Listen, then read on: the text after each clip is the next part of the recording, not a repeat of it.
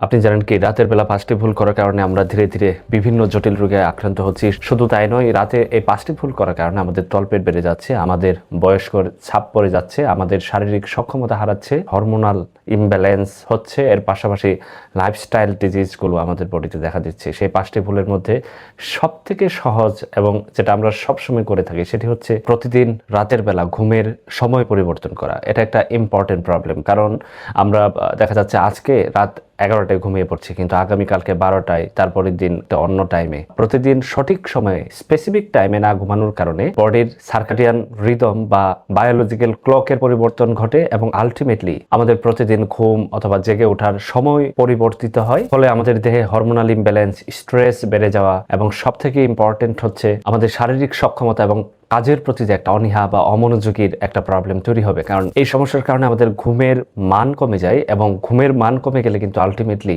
আপনার ব্রেনও ধীরে ধীরে দুর্বল হতে থাকবে এবং আপনার বডির যে একটা বায়োলজিক্যাল মেকানিজম সেটাও কিন্তু ব্যাহত হবে। 2 নম্বর ভুলটি আমরা সবাই করে থাকি, সেটা হচ্ছে রাতে আমরা খেয়ে দিয়ে যখন বিছানায় শুয়ে পড়ি, শুয়ে থেকে আমরা মোবাইলের স্ক্রিন সেটা দেখতে থাকি, মোবাইল স্ক্রলিং করতে থাকি। এই মোবাইল স্ক্রলিং এর কারণে 2 ধরনের প্রবলেম হয়। একটা হচ্ছে মোবাইলের স্ক্রিনের যে নীল আলো, যেটাতে ইলেকট্রোম্যাগনেটিক রেডিয়েশন থাকে, আমাদের কর্নিয়া ভেদ করে ব্রেনে এক ধরনের উত্তেজনা জাগায়, যার পরিপ্রেক্ষিতে আমাদের বেশি বেশি ডোপামিন হরমোন নিঃসরণ হয় এবং একটা সময় দেখা যায় রাত 11টায় যদি আমরা স্ক্রলিং করতে থাকি, দেখা যাচ্ছে রাত 2টা হয়ে গেলেও আমাদের ঘুম আসছে না। কারণ এই নীল আলোতে থাকা যে রেডিয়েশন সেটা আমাদের মেলাটোনিন হরমোনের উপর প্রভাব ফেলে এবং আলটিমেটলি আমাদের ঘুমের কোয়ালিটি নষ্ট হতে থাকে।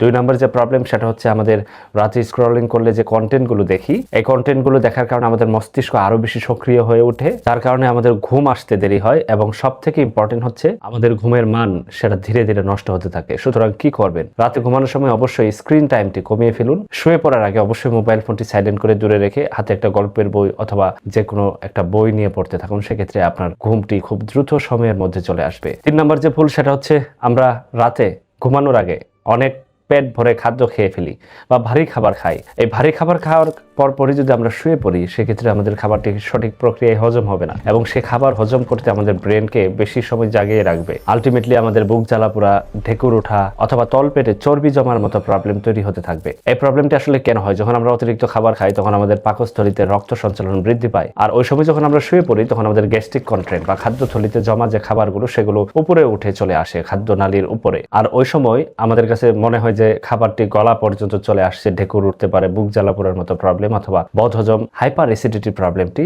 খুব বেশি দেখা দেয়। সবথেকে গুরুত্বপূর্ণ ভুলটি হচ্ছে আমরা রাতের বেলা কফি, চা এগুলো খেয়ে থাকি। এগুলোতে ক্যাফেইন থাকে আর ক্যাফেইন আমাদের ঘুমের মান নষ্ট করে দেয়। সুতরাং রাতে এই ভুলগুলো না করে যদি স্বাস্থ্যকর জীবন চান, সেক্ষেত্রে অবশ্যই 4টার পরে কোনো ধরনের কফি, কোনো ক্যাফেইন অথবা কোনো চা জাতীয় খাদ্য গ্রহণ করা থেকে বিরত থাকুন। ঘুমানোর আগে বই পড়ার অভ্যাস করুন। শোয়ার আগে অবশ্যই ফুল পেট খাবার খাবেন না। শোয়ার অন্তত 1 ঘন্টা আগে খাবার খান এবং খাবার পরে 10-15 মিনিট হাঁটা অত্যন্ত ভালো, কারণ এতে খাবারটি খুব সহজে হজম হয় এবং হজমের কোয়ালিটি উন্নত হয়। সবথেকে গুরুত্বপূর্ণ হচ্ছে প্রতিদিন একই সময়ে ঘুমাতে যান, একই সময়ে ঘুম থেকে উঠুন। সেক্ষেত্রে আপনার বডির হরমোনাল ব্যালেন্স থাকার পাশাপাশি আপনার ব্রেন অনেক বেশি শক্তিশালী থাকে। আজকের ভিডিওটি এখানে শেষ করছি। সুস্থ থাকুন। আসসালামু আলাইকুম।